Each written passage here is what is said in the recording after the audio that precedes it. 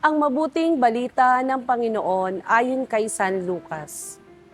Noong panahong iyon, pumunta si Jesus sa isang bayang tinawag na Nain. Sumama sa kanya ang mga alagad at ang napakaraming tao. Nang malapit na siya sa pintuan ng bayan, nasa lubong niya ang libing ng kaisa-isang anak na lalaki ng isang babaeng balo. Marami ang nakikipaglibing.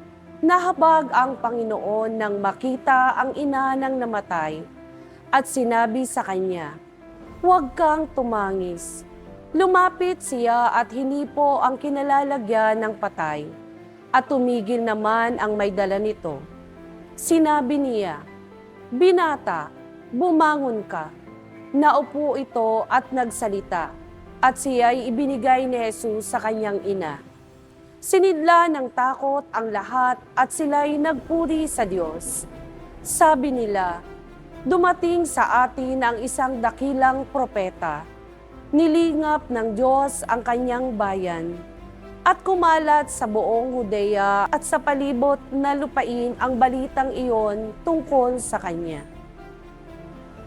Ang mabuting balita ng Panginoon.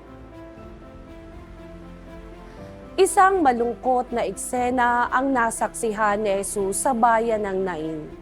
Isang prosesyon ng libing, isang ina, balo na walang pa ng nag-iisang anak. Isang babae na sa paningin ng mundo ay nawala ng lahat.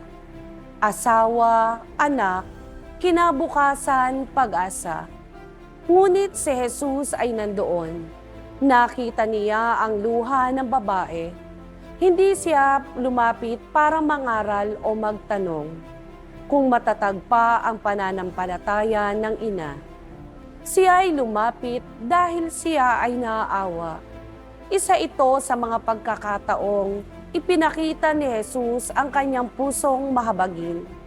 Isang pusong marunong makiramay. Isang pusong hindi nakakalimot sa mga nawalan. At mula sa kanyang bibig, lumabas ang mga salitang puno ng pag-asa. Huwag kang umiyak. Hindi ito simpleng pag-aliw. Ito'y isang paanyaya. Magtiwala, manalig, umasa. At doon mismo sa gitna ng lungkot at kawalan, muling binuhay ni Jesus ang patay. Muling ibinalik ang anak, sa kanyang ina. Muling nabuhay ang pag-asa at ang buong bayan ay nagalak at nagpuri sa Diyos. Ang ebanghelyong ito ay paalala na sa gitna ng ating pagdadalamhati, kawalan at sakit, nariyan si Jesus.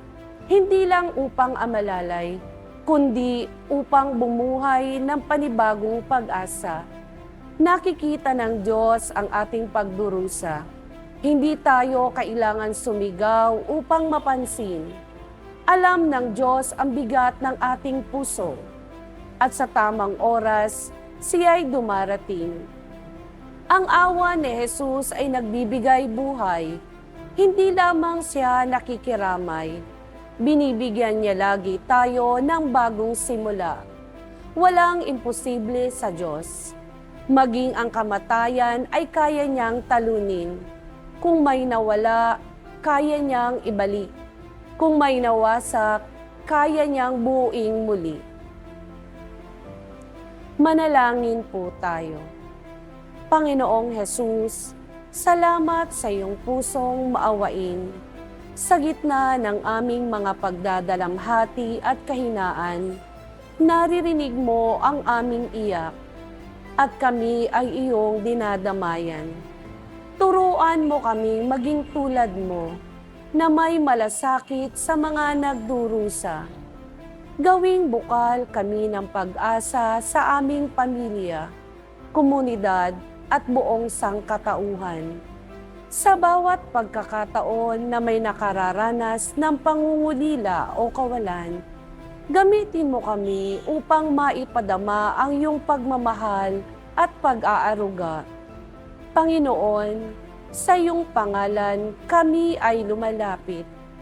patuloy mo kaming gabayan sa aming paglakad sa mundong ito, upang maging ilaw kami sa dilim at lakas sa kahinaan. Amen.